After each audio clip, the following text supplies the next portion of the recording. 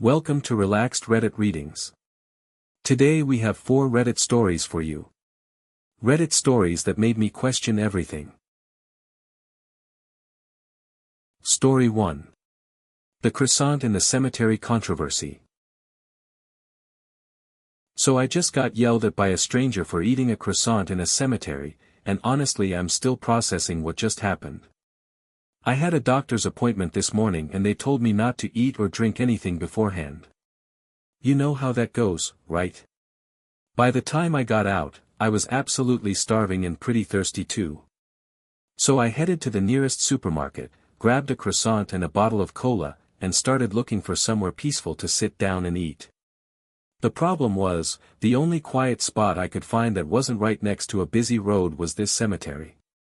I figured, there are benches there, it's quiet, it's public property technically.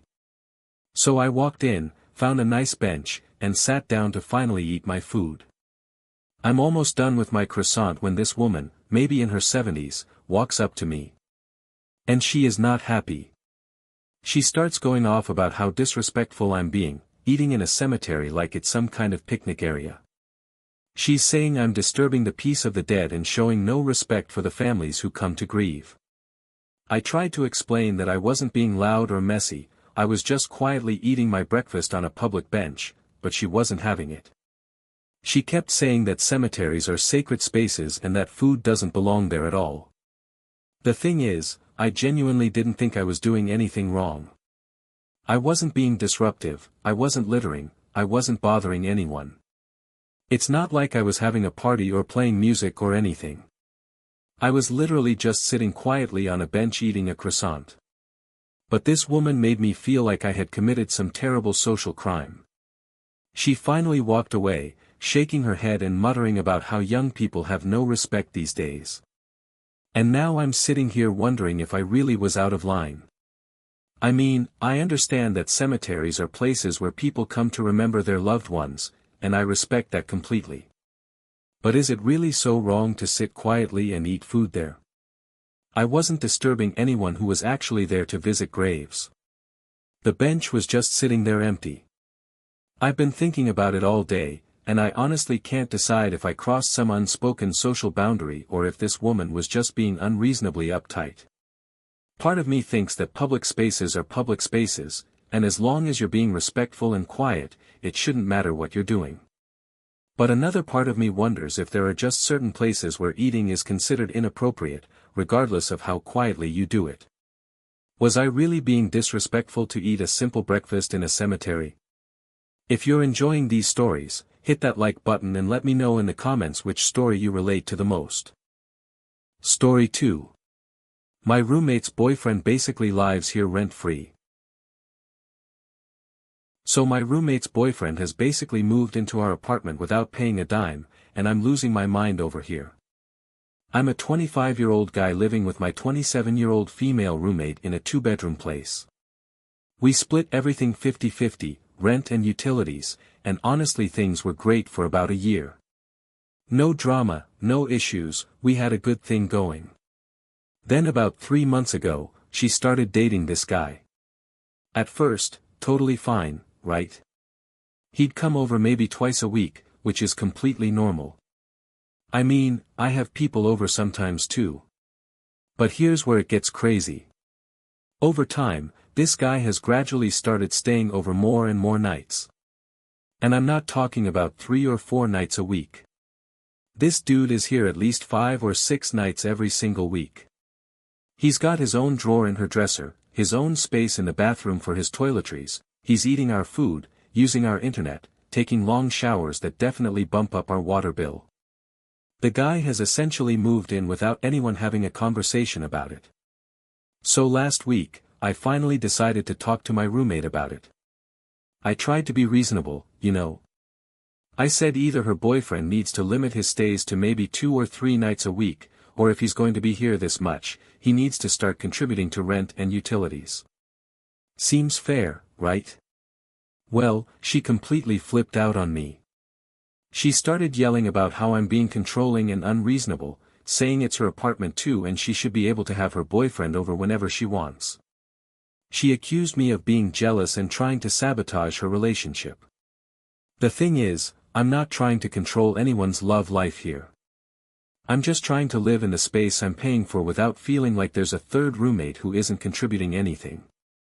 This guy uses our electricity, our water, our internet, he's constantly in the common areas, and he's even started bringing his friends over sometimes. It's like I signed up to live with one person and now I'm living with two, but still paying for half of everything. My roommate keeps insisting that since they're not officially living together, he shouldn't have to pay anything. But come on, if someone is sleeping somewhere 5 or 6 nights a week and using all the utilities, that's basically living there, right? I've talked to a few friends about this and I'm getting mixed responses. Some people think I'm being totally reasonable, others think I'm being petty and that this is just what happens when you live with roommates who are in relationships. But the financial aspect really bothers me. Our utility bills have definitely gone up, and I feel like I'm subsidizing someone else's relationship. Am I being unreasonable for wanting him to either limit his visits or start contributing financially? Story 3. Called the fire department and now my neighbors hate me. So I called the fire department on my neighbors yesterday and now they're acting like I'm the villain in this situation, but honestly I think I might have saved their house.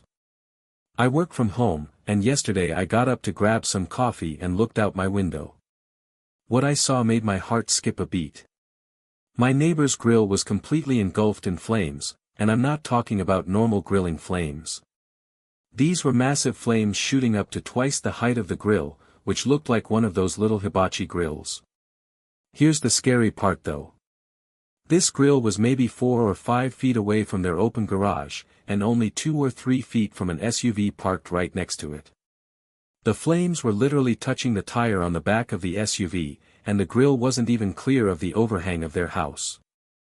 I stood there for a minute looking around for someone to be dealing with this situation, but I couldn't see anyone. No one seemed to be attending the grill at all. The flames just kept getting bigger and bigger, and I'm watching this thinking their car is about to catch fire, or worse, their whole garage could go up in flames. So I made the call. I dialed the fire department and told them what I was seeing. Within maybe 10 minutes, a fire truck showed up and the firefighters quickly got the situation under control. Turns out, the grease tray had caught fire and it had spread from there. The firefighters told me that if it had gone on much longer, it definitely could have spread to the car and potentially the house. They said I did the right thing calling it in. But here's where things get weird. Instead of being grateful that I potentially saved their property, my neighbors are now furious with me. They came over later that day and started yelling about how I embarrassed them in front of the whole neighborhood. They said I should have just come over and told them about the fire instead of calling the fire department. They're acting like I called the cops on them for playing music too loud or something. The thing is, when I looked outside, I didn't see anyone around who I could alert. And honestly, when there are flames shooting up that high next to a car and a house, my first instinct isn't to go knock on doors and have a conversation about it. My first instinct is to call the people who are trained to deal with fires before someone's property gets destroyed or someone gets hurt. They keep saying I overreacted and that they had everything under control, but clearly they didn't because no one was even outside when I saw the flames. The firefighters confirmed that this was a legitimate dangerous situation that could have gotten much worse very quickly. Now other neighbors are giving me weird looks, like I'm some kind of troublemaker who calls emergency services for no reason. But I keep thinking, what if I hadn't called and their house had caught fire? What if someone had gotten hurt?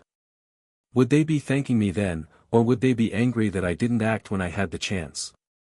Was I wrong to call the fire department instead of trying to handle this myself? Story 4. My boyfriend keeps rearranging my first apartment. So my boyfriend keeps rearranging my stuff in my very first apartment, and I'm starting to feel like I'm going crazy for being bothered by this. I'm 27 and I just moved into my own place for the first time ever. Before this, I'd always lived with family or housemates, so this is literally the first space that's completely and entirely mine. I've been with my boyfriend for 9 months, and mostly things have been going really well between us. He lives about 2 hours away in another city, so we haven't made any official plans for him to move in or anything, but he has mentioned a few times that he'd like to move closer to me. Here's the thing that's driving me nuts though.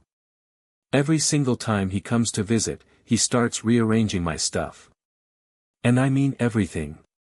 He'll move my furniture around, reorganize my kitchen cabinets, rearrange my books, even change how I have my bathroom set up. At first, I tried to be cool about it because I figured maybe he was just trying to be helpful or make the space more comfortable when he's here. But it's gotten to the point where I feel like I can't relax in my own home because I never know what's going to be moved around next. Last weekend was the final straw. I came back from running errands and he had completely rearranged my living room. He moved my couch, my coffee table, my TV stand, everything. He was so proud of himself, talking about how much better the flow of the room was now and how much more space there was. But the thing is, I had arranged everything exactly how I liked it. I had thought about the layout, I had considered the lighting, I had set it up in a way that made me happy and comfortable. And suddenly none of that mattered because he decided his way was better. When I told him I preferred my original arrangement and asked him to help me move everything back, he got really defensive. He said he was just trying to help make the place nicer and that I was being ungrateful. He started going on about how couples should make decisions together about their living space, but the thing is, this isn't our living space. This is my living space that he visits sometimes. I tried to explain to him that this apartment represents something really important to me. It's my first taste of true independence, my first chance to create a space that's entirely reflective of who I am and what I want. When he changes everything around, it feels like he's taking that away from me. But he just doesn't seem to get it. He keeps saying that if we're going to have a future together, I need to be more flexible about these kinds of things. He says that his suggestions are just improvements and that I'm being stubborn for not wanting to try new arrangements. The problem is, even when I do try his suggestions, I end up not liking them as much as my original setup. And then I feel weird about changing everything back because he gets his feelings hurt.